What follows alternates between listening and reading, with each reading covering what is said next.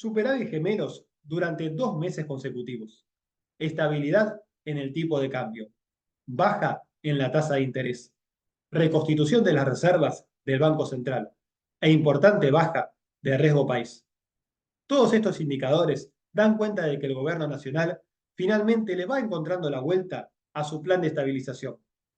El mercado local toma nota de estos avances en la economía. Por un lado, las acciones suben fuertemente, lo mismo que los bonos.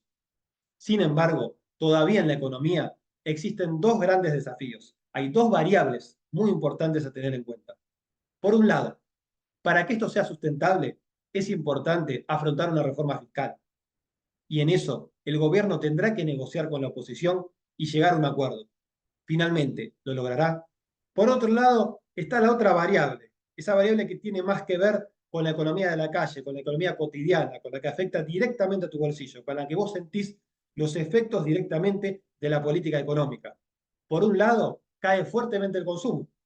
El nivel de salarios crece por debajo de la inflación. Por el otro lado, cae fuertemente la actividad económica, lo cual nos da cuenta de que estamos entrando, sino que ya estamos directamente en un escenario recesivo, que el gobierno acusa recibo de ello y cree que luego de mayo pasará lo peor y que empezará una recuperación, probablemente más lenta de lo que uno desease. Finalmente, ¿se reactivará la economía? En Estados Unidos, los ojos estuvieron puestos en las palabras de Jerome Powell, titular de la Fed. La Reserva Federal mantuvo la tasa como era de esperar y todavía sigue vigente el plan de bajar la tasa durante 3 veces en este año. Esto de todos modos estará por ver si revisarse de acuerdo a la evolución de la inflación en el país del norte. Los mercados acusaron recibo de eso y festejaron, terminaron con subas, vieron positivo este rumbo que sigue la Fed. Japón, después de varios años, de casi 17 años, finalmente pasa de un esquema de tasas negativas a tasa positiva. Por último, la semana que viene vamos a tener una semana corta en el mercado por motivo de la celebración de Pascuas. Y por otro lado, en Argentina se va a dar una situación particular, ya que va a haber un mega fin de semana largo.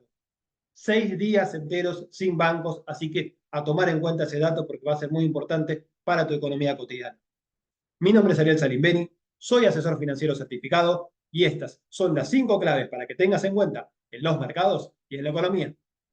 Primero, fuerte baja de riesgo país y rally de los bonos argentinos.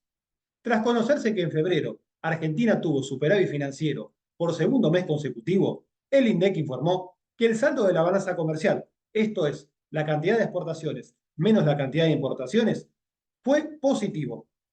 Este dato, sumado a la estabilidad cambiaria, aleja los temores de que el Estado incumpla con el pago de sus obligaciones. Asimismo, a modo de brindar calma al mercado, el ministro Caputo afirmó que utilizará el excedente de pesos del Tesoro para comprar los dólares al Banco Central y abonar así los vencimientos de la deuda en julio, que ascienden a 2.000 millones de dólares. En este contexto, el riesgo país, que mide la sobretasa que paga un Estado con respecto a la tasa libre de riesgo, bajó hasta los 1.460 puntos, el nivel más bajo en los últimos 3 años. Esta baja se da en medio del rally de los bonos, que no paran de subir y que ya superan máximos. En el caso de los títulos en dólares, los que más subieron fueron el AL41 y el AE38, con alzas de 18,51 y 17,59 respectivamente. Segundo, mercado local. Buena semana para las acciones. El índice de acciones líderes, el S&P Merval, cerró el viernes pasado en 1.227.404 puntos con 23, con una suba de 14,82%. Al igual que lo que ocurrió con los bonos, las acciones locales tuvieron fuertes alzas.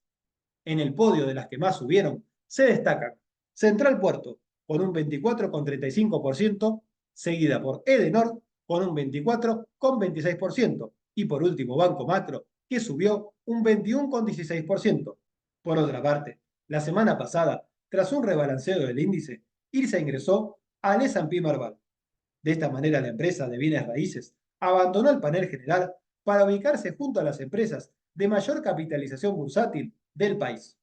En cuanto a los ADRs, certificados de acciones argentinas, que cotizan en Wall Street, YPF tuvo una suba de 12,02% y cerró en $20,13, seguida por Cresud, que cerró en $8,74, con una suba de 10,01%, y Grupo Financiero Galicia, que cerró en $26,11, con una suba de 9,94%. En cuanto a los dólares financieros, el índice dólar BIMA, que muestra la cotización del dólar MEP, cerró en 1.023 pesos con 0,8, mientras que por otra parte, el índice CCL BIMA, que refleja la cotización del dólar contado con liquidación, cerró en 1.084 pesos con 31. Tercero, Japón, suba de tasa de interés. Tras 17 años de tasas negativas, el Banco Central de Japón aumentó su tasa de interés a 0,1% positivo. Además, se eliminó el programa de control de la curva de rendimientos, que se encargaba de que el bono a 10 años del gobierno nipón no tuviera rendimientos mayores al 1%.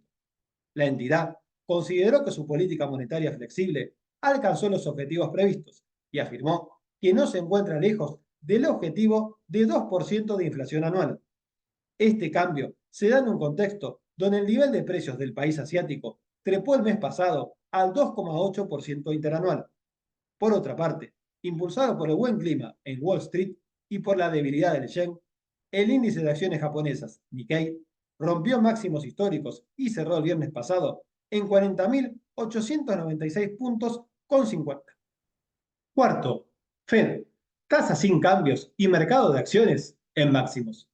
La Reserva Federal decidió la semana pasada mantener su tasa de política monetaria sin cambios y se ubica en el rango de 5,25 y 5,5%. Jerome Powell, titular de la Fed, no se mostró demasiado preocupado por el repunte inflacionario que tuvieron los últimos 2 meses. Al mismo tiempo, varios funcionarios de la entidad siguen previendo que haya 3 recortes de tasa en este año, algo que fue muy bien recibido por el mercado. Los 3 principales índices de acciones reaccionaron al alza y rompieron máximos históricos. El índice industrial Dow Jones concluyó en 39.475 puntos con 90, con un alza semanal de 1,97%. Por su parte, el S&P 500, que representa las 500 empresas con mayor capitalización bursátil de Estados Unidos, cerró en 5.234 puntos con 18, con una suba de 2,29%. Por último, el índice Nasdaq, que incluye, entre otras, a las grandes empresas tecnológicas, cerró en 16.428 puntos con 82, con una suba semanal de 2,85%. Quinto, lo que viene. Semana corta para el mercado y mega fin de semana largo en Argentina. Este martes en Estados Unidos se dará a conocer el índice de confianza del consumidor. Al mismo tiempo, el miércoles se dará a conocer en ese país los inventarios de petróleo crudo. El viernes no habrá actividad en los mercados norteamericanos por conmemoración del Viernes Santo. En Argentina tampoco habrá actividad el día jueves. En nuestro país se suma además el feriado puente del día lunes y el feriado del martes 2 de abril, en el que se conmemora a los veteranos de Malvinas. Esto implica que por 6 días consecutivos no habrá actividad bancaria ni bursátil. Este extenso receso puede traer problemas con el efectivo. Por eso, a la hora de consumir, utiliza siempre que puedas medios de pago electrónicos, como el de las billeteras virtuales, como el pago con QR, o bien con las tarjetas de débito que te dan muy buenos beneficios. Por otro lado, si tenés dinero en cuenta, no lo dejes parado. Podés invertirlo en caución o en un fondo money market que te dé alguna rentabilidad por estos días. Antes de finalizar, quiero hacer una reflexión sobre el feriado del 24 de marzo. Ya se cumplen 48 años desde ese día tan triste para la vida democrática.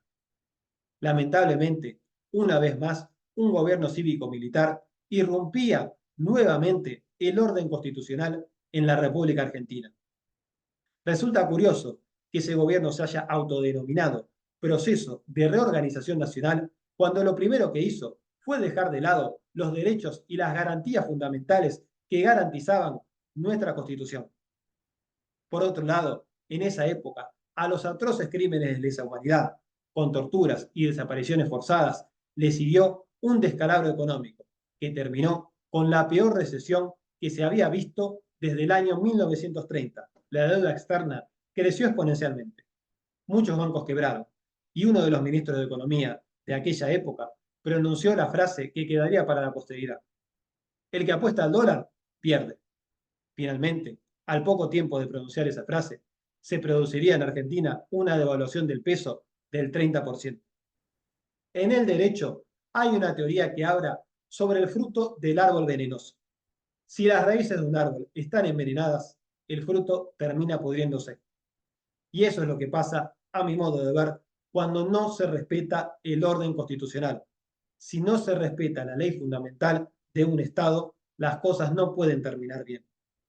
Aun cuando en la democracia hay muchas postergaciones, aun cuando los indicadores de pobreza, de inflación, de empleo no sean los que uno desease, aun cuando quedan enormes desafíos en Argentina, aun cuando vivamos aún una decadencia, desgraciadamente, en esta época, aun cuando todavía haya mucho camino por recorrer, la democracia sigue siendo, a mi modo de ver, una condición necesaria, tal vez no suficiente, pero sí fundamental para que podamos construir sobre una buena tierra.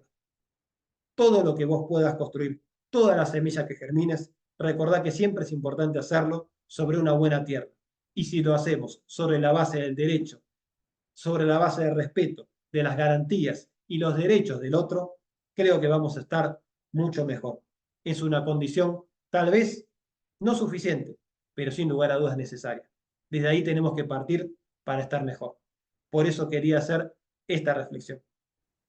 Hoy más que nunca tengamos memoria, verdad y justicia. Esto ha sido todo. Si te gustó el video, dame un like, suscríbete, compartilo para que más gente lo vea y te deseo que tengas un excelente comienzo de semana.